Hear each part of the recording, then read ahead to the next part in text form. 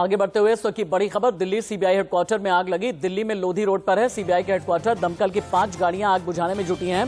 Building से धुएं का गुबार निकलता हुआ काफी देर तक देखा गया। आग लगने की वजह अभी तक साफ नहीं है। इस वक्त की बड़ी खबर है, दिल्ली में सीबीआई हेडक्वार्टर में आग लगी है। लोधी रोड पर सीबीआई का हेडक्वार्टर है। 5 गाड़ियां आग बुझाने में जुटी हैं।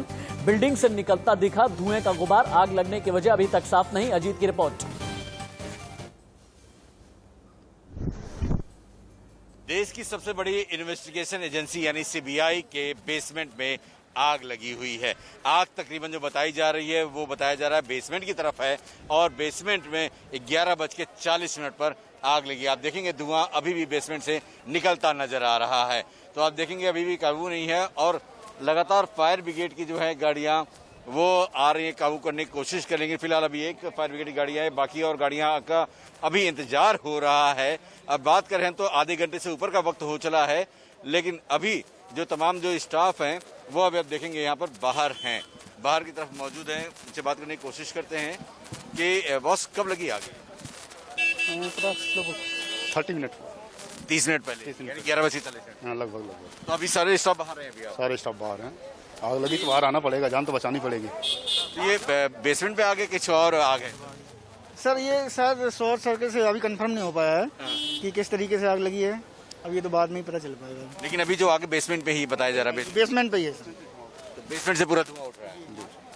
तो अभी क्या कोई जानमाल का खतरा तो नहीं, कोई आदमी फंसा तो नहीं? ऐसा कुछ भी नहीं है, अभी कोई ना फंसा है ना कोई जान-माल खतरा है। गाड़ियाँ आ गई फायर ब्रिगेड की, तो वो जो है ना अपनी कार्रवाई कर रही हैं। फायर ब्रिगेड गाड़ी अभी तो कोई आई भी नहीं क्या? नहीं आ चुकी एक आ गई? नहीं, एक नहीं, शायद 3-4 गाड़ी आ चुकी हैं। उसके बाद से फिर अभी हाँ चल रही है सर, नीचे जो है ना कंट्रोल नहीं कर पाए आप? नहीं कंट्रोल है सर। अभी देखो धुआं वगैरह सब काफी कम हो गया है। पहले कितना था? काफी था पहले तो। अच्छा, काफी धुआं था।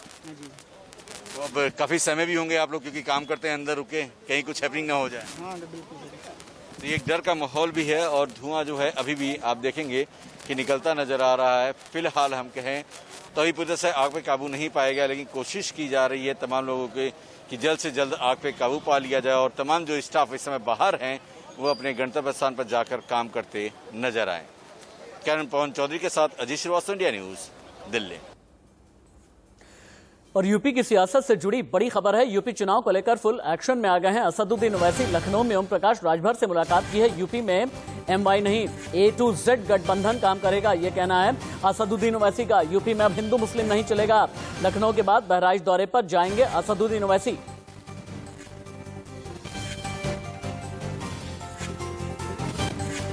भगवत कहते हैं कि DNA सबका एक है। यार आप लोग बहुत दिग्विजय कहते हैं कि और DNA बोलते हैं। सपा के एक लीडर कहते हैं कि अगर जो मुसलमान वोट नहीं दिया उसका DNA नहीं है। तो ये हम कब तक अपने आप को इंडियन दिखाएंगे, मुसलमान दिखाएंगे? ये DNA चलेगा क्या भाई? जो इंसान है वो रहेगा। और जहां तक वो महाशय का आपने नाम लिया है, वो माशाल्लाह जहां कहीं जाते हैं वो कांग्रेस को डुबा देते हैं। वो जहां कहीं जाते हैं माशाल्लाह से, हम अल्लाह उनको ऐसे रखे। टोटल गवर्नेंस का फेलियर हो चुका है योगी आदित्यनाथ का, और ये मुद्दे बीजेपी को जनता याद रखेगी। जिनके परिवार में लोगों की मृत्यु हो गई, जो मर गए, वो आप समझते भूल जाएंगे। वो अभी तक आप हमको एक वैक्सीन लगाना चाह रही हैं। हम आपको बता रहे हैं कि अभी तक उत्तर प्रदेश में सिर्फ 3% लोगों को 2 वैक्सीन लगा है 7 महीने में। इसका जिम्मेदार कौन है? राजभर साहब है। आपने असदुद्दीन ओवैसी को सुना, लेकिन लखनऊ में मेरे सहयोगी विजय मिश्रा ने ओम प्रकाश राजभर से खास बातचीत की है। वो भी आपको सुनाते हैं, क्योंकि ओम प्रकाश राजभर के साथ ही असदुद्दीन ओवैसी का अलायंस बनने जा रहा है। इस अलायंस को लेकर के राजभर क्या सोचते हैं, सुनिए। बातचीत करते हैं। सर, किस तरह की बातचीत रही? जाहिर है कि इस समय उत्तर प्रदेश 2022 के चुनाव को ही लेकर के केंद्र से लेकर के लखनऊ तक तैयारियां चल रही हैं। आज की मुलाकात कैसे रही आपकी और क्या बातें तय हुई? देखिए, आज उनका कार्यालय का उद्घाटन बहराइच में आए थे और मुलाकात के संबंध में हम लोगों ने बैठ के बात किया है। संगठन हम लोगों का कहाँ किस इलाके में कमजोर है, उसको कैसे ठीक किया जाए। दूसरा, कहाँ कहाँ कार्यक्रम किया जाए, उस पर चर्चा हुई है। 15 को मुरादाबाद में कार्यक्रम के संबंध में चर्चा हुई है।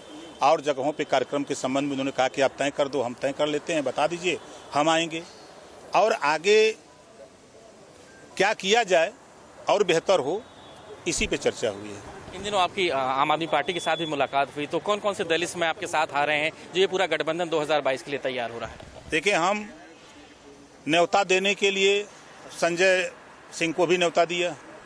17-18 में हम दिल्ली जाने वाले हैं, केजरीवाल से मिलेंगे भी, मुलाकात होगी। उसके बाद तृणमूल कांग्रेस टीएमसी उनके राष्ट्रीय महासचिव मिले तो हमने कहा भैया जाओ अपने नेता से पूछ के आओ।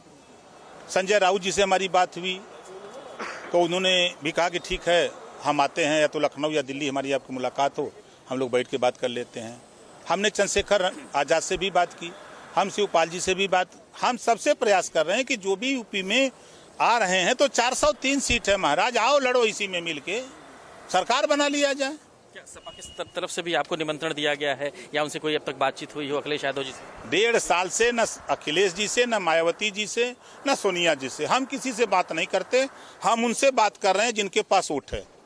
आप साफ साफ जानिए कि समाजवादी पार्टी, भारतीय जनता पार्टी और कांग्रेस, ये तीनों चिल्ला चिल्ला के कह रहे हैं कि छोटी छोटी पार्टियों से समझौता करेंगे, बड़ी पार्टी से नहीं। मतलब बड़ी पार्टियों के पास वोट नहीं है। अभी छोटी पार्टी 10 तो हम इकट्ठा कर लिए। पाल हमारे साथ, प्रजापति हमारे साथ, पटेल हमारे साथ, चौहान हमारे साथ, बिंद हमारे साथ, कश्यप हमारे साथ, कुशवाहा साक्य सैनी हमारे साथ, माली हमारे साथ, बंजारा हमारे साथ, बहेलिया हमारे साथ, अर्कबंसी आरक हमारे साथ, धोबी धरिकार पासी खटीक हमारे साथ। कहाँ हम कमजोर हैं? कर्नल हरिओम के साथ विजय मिश्रा, न्यूज़, लखनऊ। असदुद्दीन ओवैसी के यूपी चुनाव में एंट्री पर योगी सरकार में मंत्री आनंद स्वरूप शुक्ला का क्या कहना है, ये भी देखिए। ओवैसी के आने से और जाने से भारतीय जनता पार्टी के सेहत पर कोई असर नहीं पड़ेगा, क्योंकि ओवैसी को वही लोग वोट करते आए हैं जो लोग भारतीय जनता पार्टी को भी वोट नहीं किए हैं, और उनका वोट बिना लिए भाजपा लगातार आगे बढ़ रही है। तो ओवैसी जैसे लोगों से हमारी कोई चिंता नहीं। सीधे हम खुर्रम निजामी का रुख कर लेते हैं। इंडिया न्यूज संवाददाता लखनऊ से मेरे साथ में जुड़े हैं खुर्रम। असदुद्दीन ओवैसी का ये जो दौरा है, इसकी बड़ी बातें और अंदर की खबर क्या है, और असदुद्दीन ओवैसी और राजभर का जो अलायंस है, इनमें कौन कौन से लोग आने वाले हैं? क्योंकि ओम प्रकाश राजभर अभी टीवी स्क्रीन पर यह कहते हुए नजर आए हैं कि बस चंद दिनों के बाद ही, यानी लगभग 1 हफ्ते के बाद ही अरविंद केजरीवाल से भी मुलाकात करने वाले हैं, टीएमसी के साथ भी संपर्क में हैं। क्या यूपी में ये किसी तरह का ग्रैंड अलायंस बनाने वाले हैं? कोशिश तो यही है ओवैसी और राजभर की, ये ग्रैंड अलायंस बने। लेकिन अगर ममता बनर्जी की बात करें तो वो कहीं ना कहीं समाजवादी पार्टी तरफ टिल्टअप है। अब शिवपाल सिंह यादव बचते हैं तो क्या वो राजभर के साथ आएंगे? दूसरी बात कर लीजिए कि आम आदमी पार्टी की बात कर लीजिए, केजरीवाल की बात कर लीजिए, तो संजय सिंह 3 जुलाई को, जब 1 जुलाई को जन्मदिन था अखिलेश यादव को, तो वहाँ बधाई देने पहुँच गए थे। जब वो अपने पिता को देखने अखिलेश यादव दिल्ली गए थे मेदांता, तब ये बात कही जा रही थी कि वो केजरीवाल से मुलाकात कर सकते हैं, लेकिन ऐसा कुछ हुआ। अब पूरा मसला क्या है, जो ओवैसी हैं वो खरामा अपनी ज़मीन यहाँ तैयार कर रहे हैं, चाहे वो पंचायत चुनाव हो, चाहे उपचुनाव हो, सब में चुनाव लड़े हैं और अच्छा परफॉर्मेंस भी किया अगर उनकी पार्टी की हैसियत उत्तर प्रदेश में देखी जाए। लेकिन जो सबसे बड़ी बात है वो है राजभर हो या ओवैसी हो, दोनों पर बीजेपी का ठप्पा लगा है बी टीम का। ओवैसी जैसे ही एक्टिव होते हैं तो लोग कहते हैं कि देखिए बीजेपी को जिताने के लिए ओवैसी आ गए, तो ऐसे मौके पर इस परसेप्शन को हटाने के लिए ओवैसी को बहुत मेहनत करनी पड़ेगी। हालांकि जवाब बहुत दे रहे हैं, लेकिन 2022 के चुनाव की बात करें तो सब अपना स्टेक ढूंढ रहे हैं इसमें, और जो main opposition party Samajwadi party उससे थोड़ा दूर है। हालांकि ये कहना है राजभर का, चाहे वो ओम प्रकाश राजभर है, चाहे वो आम आदमी पार्टी है, चाहे असदुद्दीन ओवैसी हैं। खबरों से हमें आगे बढ़ेंगे। कैबिनेट विस्तार के बाद आज शाम 5 बजे पहली बैठक होने जा रही है। नए मंत्रियों को दिशा निर्देश देंगे प्रधानमंत्री नरेंद्र मोदी। आज अपने अपने मंत्रालयों का चार्ज भी अलग अलग मंत्री ले रहे हैं। अब 8 तस्वीरें आपको दिखाते हैं। किरेन रिजिजू, रामचंद्र प्रसाद सिंह, मनसुख मांडविया, अनुराग ठाकुर, और इनमें से अनुराग ठाकुर सूचना प्रसारण मंत्री हैं। उन्हें ही स्कार्फ्ड हिज ओन नीश, और अपनी ही मेहनत पर उन्हें उनका प्रमोशन किया गया है। अश्विनी वैष्णव को आप देख पा रहे हैं, भारती प्रवीण पवार हैं राज्य स्वास्थ्य मंत्री। इसके अलावा एमएसएमई मंत्री भी आपको नजर आ रहे हैं, पर्यटन मंत्री हैं एमएसएमई मंत्री नारायण राणे, और पर्यटन मंत्री जी किशन रेड्डी की भी तस्वीरें आप देख पा रहे हैं। दुनिया के सबसे बड़े लोकतंत्र में जहां मोदी जी ने देश को आगे ले जाने का बहुत शानदार काम किया है पिछले 7 वर्षों में, सूचना प्रसारण मंत्रालय के माध्यम से हम कैसे और जन जन तक पहुंच पाएं और क्या क्या काम जो पीछे मुझसे पूर्व बहुत बड़े लोगों ने यहां पर किए हैं उनको मैं भी आगे बढ़ा पाऊं। मैं सबसे पहले प्रधानमंत्री जी को धन्यवाद देता हूं कि इतनी बड़ी जिम्मेदारी दी है। रेलवे प्रधानमंत्री जी के बहुत ही उनके विजन में बहुत बड़ा हिस्सा है और प्रधानमंत्री जी का विजन रेलवे के लिए जैसे जन जन तक ट्रांसफॉर्म हो लोगों की लाइफ, एक आम आदमी, एक गरीब, एक वंचित, एक किसान, पिछड़े से पिछड़े व्यक्ति को भी रेलवे के बेनिफिट मिले, ऐसा उनका बड़ा विजन है। तो इस विजन के लिए मैं काम करूंगा और प्रधानमंत्री जी के विजन को इम्प्लीमेंट करने के लिए मैंने 43 मंत्रियों ने शपथ ली है, 7 का प्रमोशन किया गया है, 12 की छुट्टी की गई है और सबसे बड़ी बात यह है कि इनमें 20 SC/ST हैं, 29 OBC हैं और 11 महिलाएं हो गई हैं और इसके अलावा 5 अल्पसंख्यक कोटे के भी मंत्री हैं। लेकिन अब एक्शन की बारी है, सीधे ग्राउंड जीरो पर चलते हैं। राकेश कुमार सिंह ज्यादा जानकारी के साथ जुड़े हैं। राकेश, जैसा कि मैंने कहा कि ठीक है, अब शपथ ग्रहण पूरा हो गया, अब एक्शन की बारी है। आज शाम की मीटिंग को लेकर के अंदर की खबर क्या है? मीटिंग में संभावित इंस्ट्रक्शन प्रधानमंत्री की तरफ से क्या क्या दिया जाएगा और नई कैबिनेट के बाद मोदी सरकार की पहली प्राथमिकताएं 4 क्या हैं?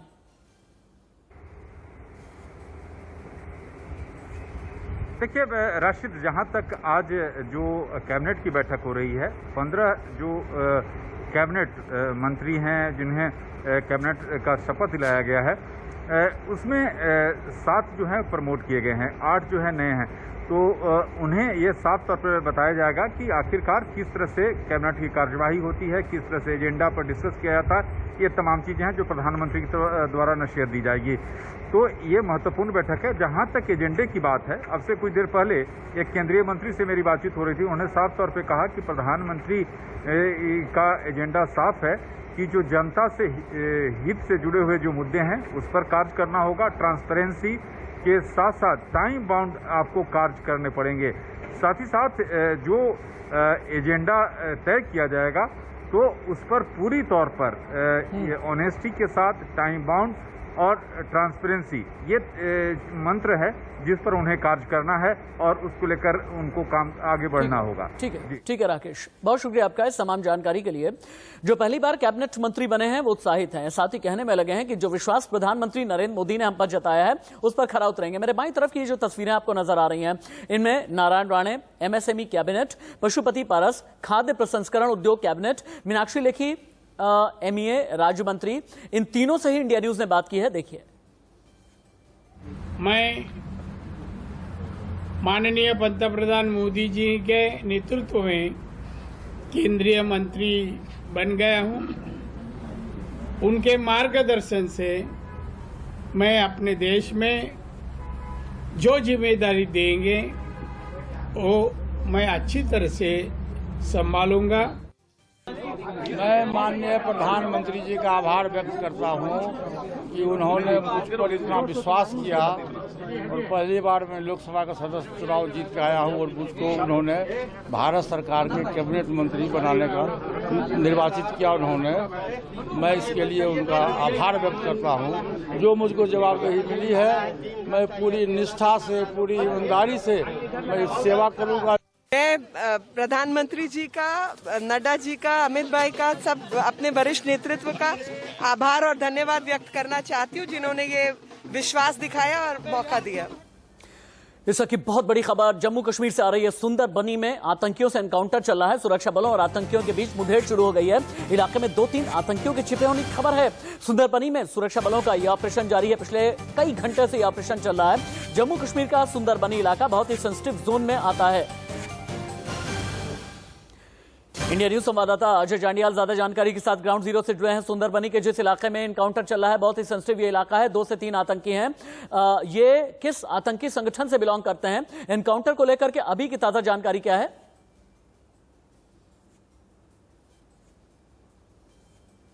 कि पिछले 9 दिनों से इस पूरे इलाके में सर्च ऑपरेशन चल रहा था।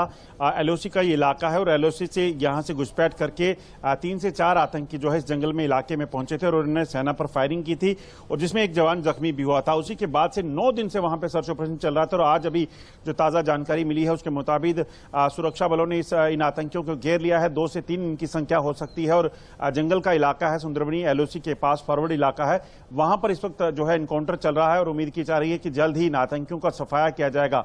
अगर आप देखें तो पिछले 12 घंटे में इस इलाके की बात करें राजौरी जिले में, तो ये दूसरा एनकाउंटर है। पहला जिसमें घुसपैठ कर रहे आतंकियों को जो है वहां पर सुरक्षा बलों ने, भारतीय सेना ने रोका और उसमें एक आतंकी को मार गिराया, और वहीं जो नौशहरा सेक्टर में हुआ। और दूसरा ये एनकाउंटर नौशहरा से बिल्कुल साथ सटा हुआ सुंदरबनी सेक्टर का इलाका है, जहां पे 2 से 3 आतंकी जो छुपे हुए थे। बने रहे एक और खबर पर हमें लाइव आपसे रिपोर्ट लेनी है। जम्मू कश्मीर के एलजी ने बुलाई है हाई लेवल मीटिंग। बैठक में DGP, IGP, ADG, CID, AOC, air force मौजूद हैं। बैठक में बीएसएफ और सीआरपीएफ के अधिकारी भी शामिल हैं। जम्मू कश्मीर में सुरक्षा व्यवस्था पर यह मंथन चला। अजय जांडियाल, ये जो एलजी ने मीटिंग बुलाई है सिक्योरिटी को लेकर के, इसकी अंदर की जानकारी क्या है? मीटिंग का एजेंडा क्या है?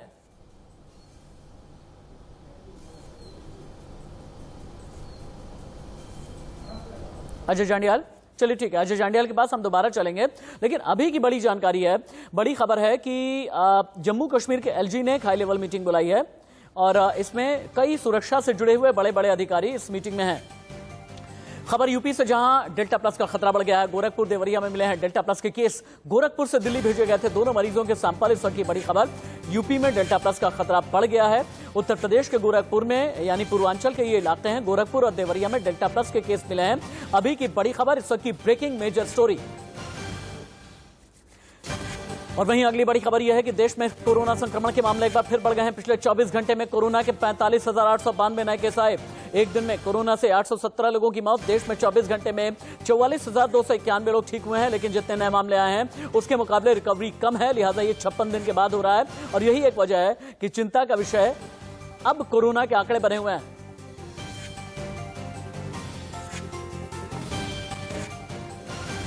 लेकिन दूसरी लहर को लेकर के कई दावे किए जा रहे हैं। आपको मेडिकल रिसर्च रूम में लेकर के चलते हैं। एसबीआई तीसरी लहर पर आखिरकार रिसर्च उसने क्या किया है, मार्च को लेकर के, अप्रैल को लेकर के और मई में कि आखिरकार, चूंकि एसबीआई रिसर्च ने पहले भी बताया था कि मई में दूसरी लहर का पीक आया, फिर जून और जुलाई आ जाता है। ये कहा गया कि जुलाई में जो सेकेंड वेव है ये डाउन चली जाएगी, लेकिन अगस्त में जो तीसरी लहर है, ये दावा किया जा रहा है एसबीआई रिसर्च की तरफ से कि अगस्त में फिर थर्ड वेव का खतरा पैदा हो जाएगा और सितंबर में ये जो तीसरी लहर है, यानी इस सितंबर में इसका पीक आ जाएगा, यानी सबसे ज्यादा खतरा पैदा हो जाएगा। जहां पर आप देख पा रहे हैं ये एक काला निशान आपको सितंबर में पीक का नजर आ रहा है। और दूसरी लहर के दावे का सच ये है कि तीसरी लहर पर क्या रिसर्च की गई है, ये सब कुछ हम आपको दिखा रहे हैं।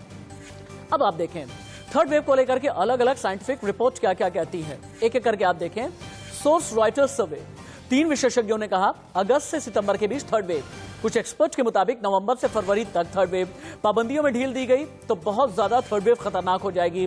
65% वैज्ञानिक यह दावा कर रहे हैं कि थर्ड वेव में बच्चों को रिस्क ज्यादा है। कुछ वैज्ञानिकों का दावा, बच्चों के मुताबिक उनके मुकाबले वयस्कों में रिस्क अभी भी ज्यादा है। एक छोटा सा ब्रेक, कहीं मत जाइएगा।